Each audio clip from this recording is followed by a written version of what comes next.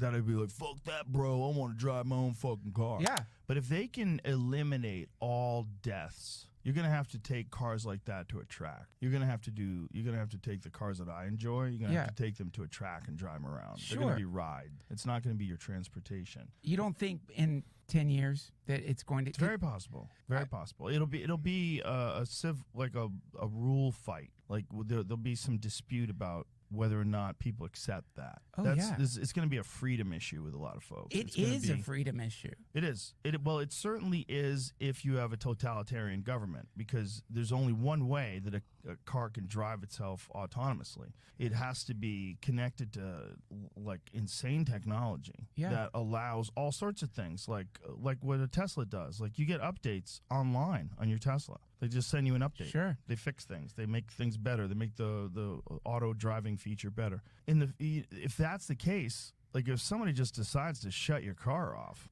you're not allowed to drive, Duncan. We don't like your views on COVID vaccines. No, Bam. Saw your tweets. Yeah, I don't like the way you think about the world and life and love. Yeah. You're confusing people. Yeah, you didn't jog today. You don't think exactly the way I want you to think. So we're going to steer you and everybody who's paying attention in the same direction. And the everybody's paying attention part is huge, because there's more self-policing than there is policing. There's more people that get scared of not going along with narratives than there are people enforcing those. You know what that's called? Cops in the head. Ooh. That's a name for it. Cops in the head. It's like, this is when I was in college. I don't remember what who like came up with it, but basically they're studying like neighborhoods that had like huge police presences, you know, like bad areas, like hyper low income areas that like just like that I mean, you could do the math. And like so basically the cops realized like they didn't have to patrol anymore after a certain amount of time, because people assimilate the police state inside of them. And just like you're saying, now you're policing yourself. Yeah. And that is the ultimate when you think about like trying to save money, when you think about controlling populations, or when you think about like, you know, the huge problem of like empire is like once you spread out too far, it's incredibly expensive to keep everything supplied and everything in control and to keep your like commanders doing what you say. And so, you know, the best thing for an empire is for people to not even know that they're there, but to be like following the general prescription of the emperor,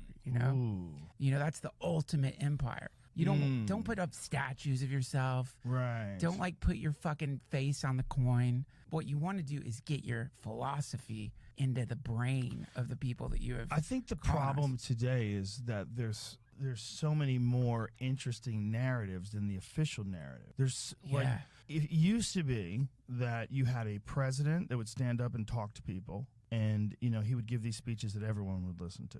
Yeah. And that's Eisenhower at the end of his terms when he's warning America about the military-industrial complex. That's so creepy. There's a machine. He's warning us, you know, that there's a machine that wants to go to war. Yeah. And you have to be very careful of that. He's warning us about that. And this is like, you could tell the next president to not ever say that, and everybody else sort of steps in line. So you tell the next president, don't talk about that. You talk about the conflicts overseas. You talk about the desire to spread democracy. Yeah. And you talk about these people that are a threat to everyone because they have weapons of mass destruction. Like you got to follow a very, very, very specific narrative. Right. And that's all we had forever. Yeah. Forever. And so there was all these people that would have cocktail parties and they would meet at coffee shops. Yeah. And they'd go, do you know what's really going on? Right. Because this is what I think. I think the CIA is giving people LSD. Like, what?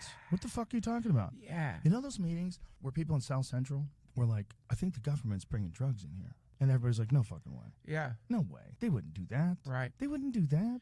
But if you were, I mean, look, let's pretend you're a really good guy and you're a government aide. Right. You're the best. You want nothing but freedom in America and spread democracy around the globe. But Congress won't approve funding some rebels. And there's the only one way. You got to get this guy out of office. Right. This guy's not playing ball. He's not with the agenda. He's a terrible dictator. Yeah. We got to get rid of him. And we need to fund this. We need to fund these rebels. So we're just going to sell some drugs. So crazy. But if you think about the fact that if you're in the DEA or if you're in the CIA or any like major intel organization, they know the futility of the amount of drugs that are being brought into this country. And that there's a reason why, because there's a demand in this country. Right. You're not going to change it. You're not going to change it. And you see all these fucking scumbags making billions. Yeah. And you're like, well, why don't I make some fucking money? Right. Why don't we make some fucking money and do some good with it? Right. Sure. That's the Oliver North story. Dude, here's the perfect business model. You create a situation where you are selling drugs to people and then arresting them and taking your drugs back, plus all their stuff, and then reselling the drugs, rinse and repeat. And you know who to arrest because you're selling it to them. You're selling it to them. You just call your friend.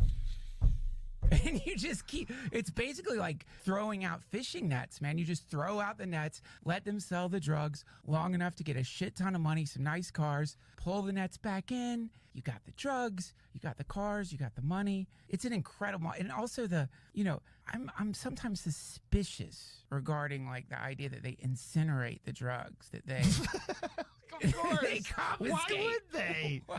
Someone come along, go, we got that. We'll take care of it. Yeah, for we'll you. We'll incinerate it. Take it to the incinerator. Some fucking guys who look like they just got out of the Naval Academy. You know, like, we got it. Yeah, we got it. No problem. Yeah, and they fucking escort that off to some special boat. Yeah, and there's a precedent for this. I mean, this isn't conspiracy. Like, that was proven. That like this shit is. Remember that CIA plane that crashed with all the cocaine in it? Tons. Fucking shit ton of cocaine in it.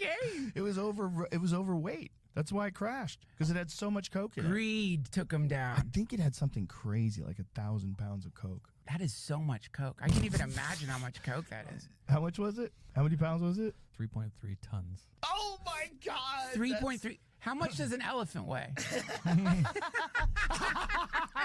How many